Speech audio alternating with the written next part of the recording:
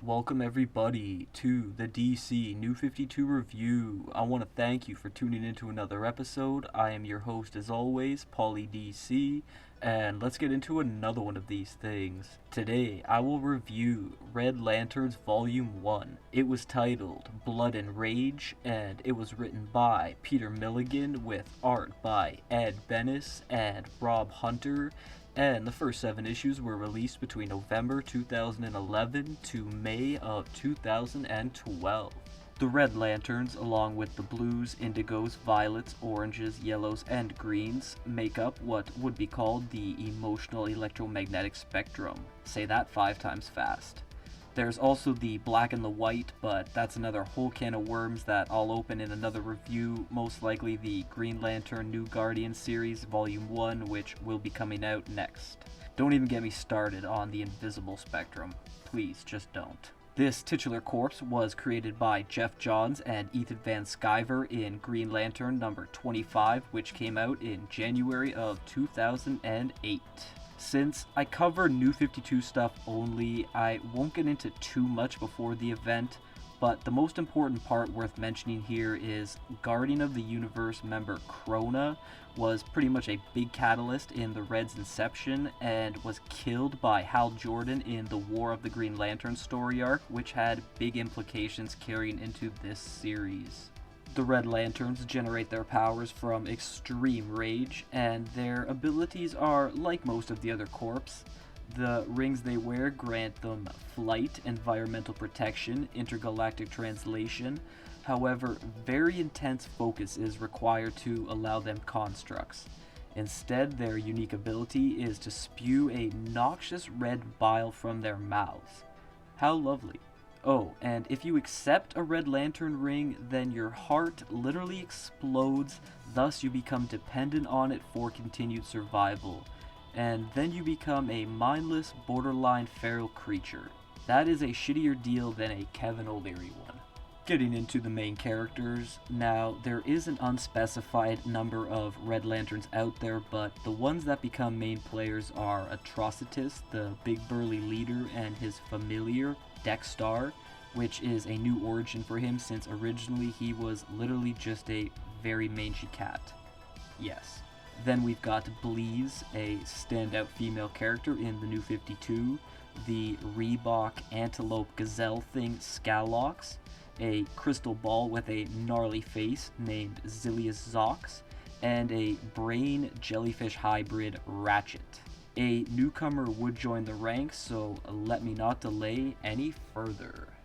Issue number 1 fittingly opens in Space Sector 666, where the Red Lanterns are based, and currently passing through the area is a group of fiendish aliens torturing their latest victims until interrupted by Dexter, who proceeds to try and rip them apart while it's shown his ring speaks his thoughts for him. But this feature wasn't exactly consistent, which was a huge missed opportunity to give him a personality. Imagine him with a no-nonsense, foul-mouthed demeanor. That would have been great. As fierce a feline he is, Dexter requires assistance from Atrocitus, and even though he goes on to murder all the blue lizard aliens hatefully, I like what was trying to be established here. The Reds don't consider themselves to be evil or killing monsters, but they deal with the universe's injustices in their own manner. Heading back to Red Lantern Corps headquarters, known as the planet Yesmalt, Atrocitus leaves Dexter to heal and looks over some of his members, more specifically Bleeze, who seems most in control of herself. This kicks off Atrocitus's early compilation of brooding and talking to himself in the presence of Krona's dead body, which he's still mad about not being able to do himself. Mainly because the former Guardian of the Universe took control of the group's original police force, the Manhunter robots, in order to run things his way in the cosmos, also known as genocide of countless life forms by having their worlds destroyed. Included was the planet Ryut, where our main character was seen to be from, back then being known as Atros, and losing his entire family.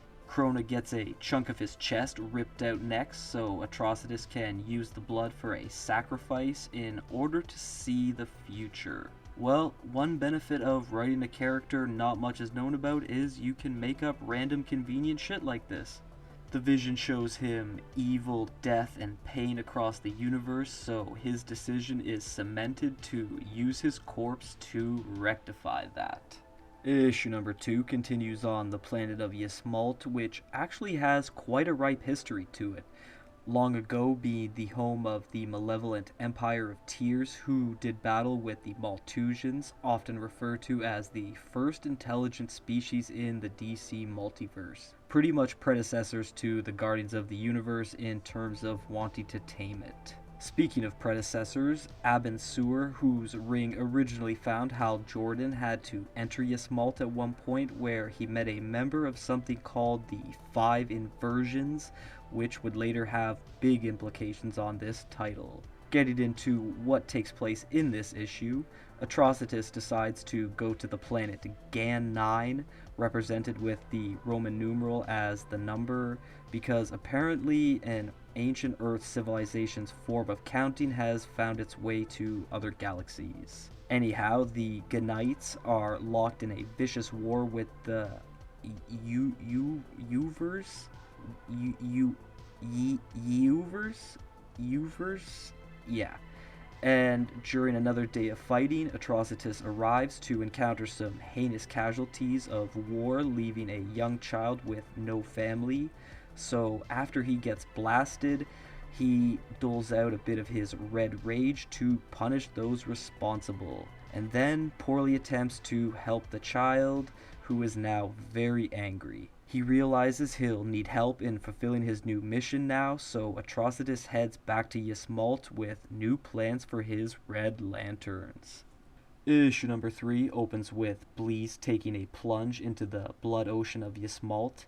In short, a magical body of liquid that forces a Red Lantern to relive the final moment their painful rage took over, and if strong enough, once this has occurred, they may exit with full control of mind and body, or remain in its depths to go insane if too weak.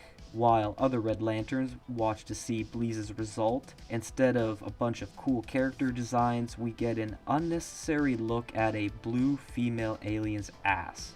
Why? This is also a good time for me to mention that Bleez was also a main character in the Green Lantern New Guardians series, which explains why Atrocitus was the only red seen in issue number 2 until the last page, since she needed to be elsewhere, and the creative teams did try to have her jumping books make sense, but as time went on, it just didn't. It's learned that a Yellow Lantern member was responsible for her plight, and after overcoming the memory, she emerges a sassy, sadistic, calculating gal ready to spread her bone wings.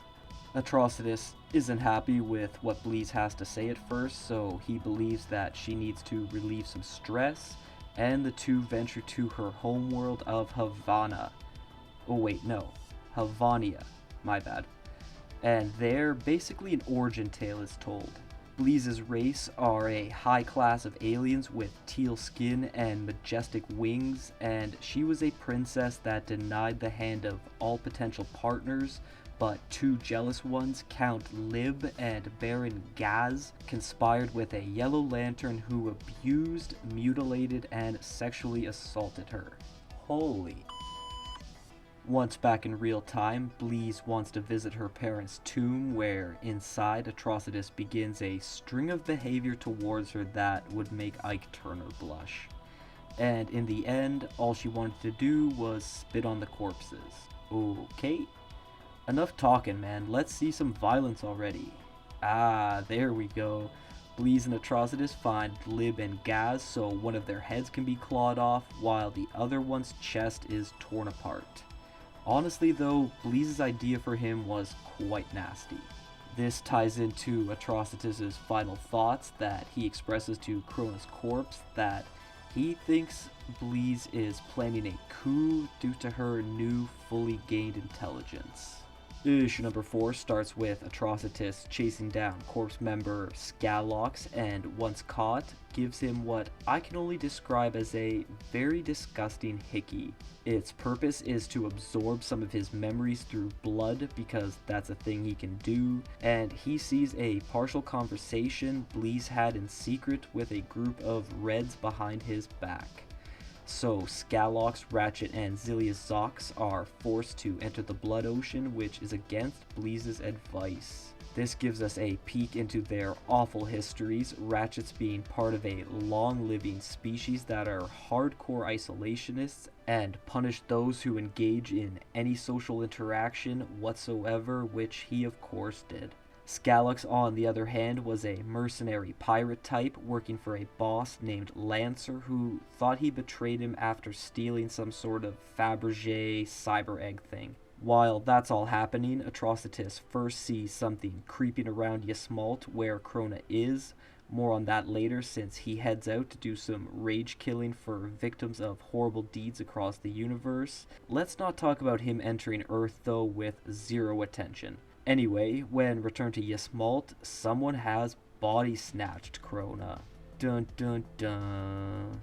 Issue number 5 has a few things going on. Firstly, Bleez sensing Atrocitus is approaching her in threatening manner, and that's an understatement since he doesn't ask a single question before laying his hands on her regarding the disappearance of Krona, which she expresses no knowledge of and suggests the former guardian of the universe wasn't dead.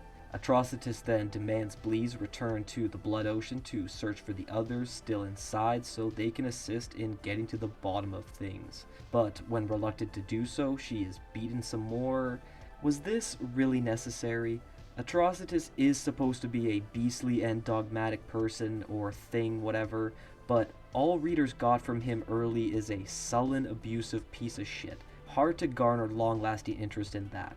After the beating is done, Bleez makes a "if you kick a dog long enough, eventually they'll bite" analogy to Dexstar. It's too bad his ring can't speak for him so he can warn Atrocitus or something.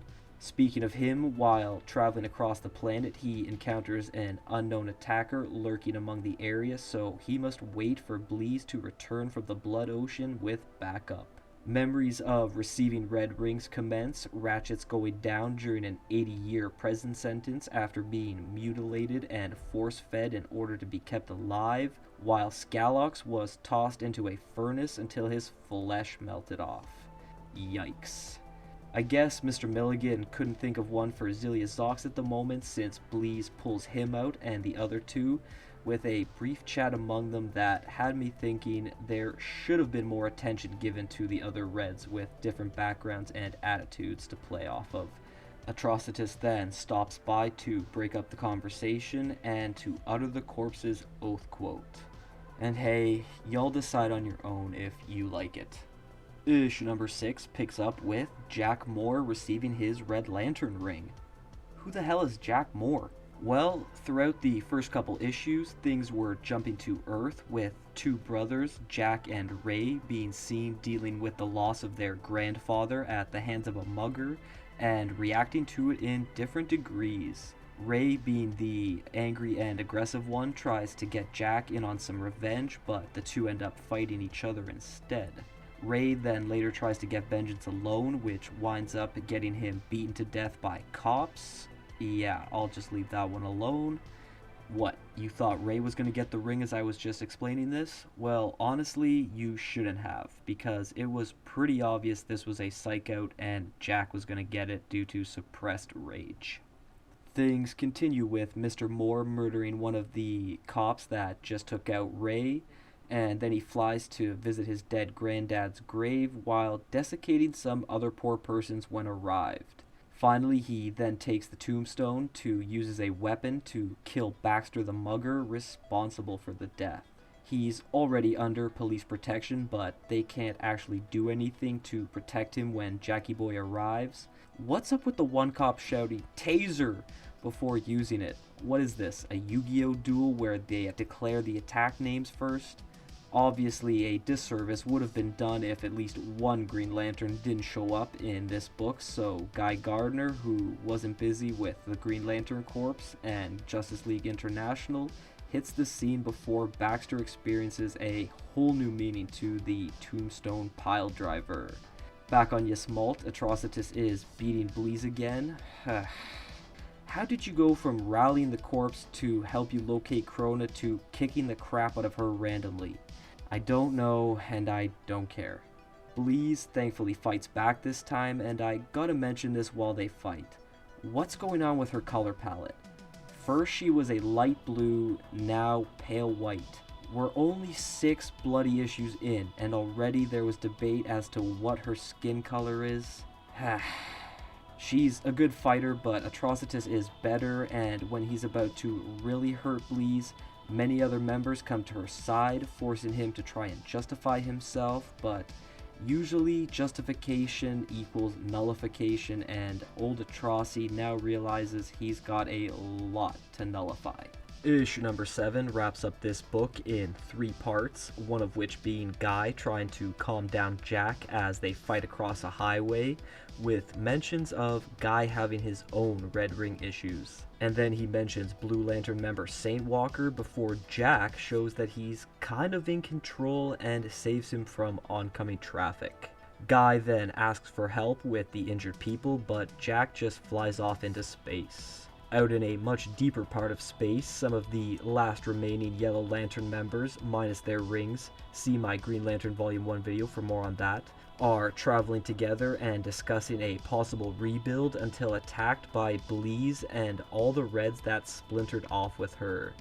An unseen battle goes down, wrapping up with the former Yellow Lanterns being strung up and questioned about their current status.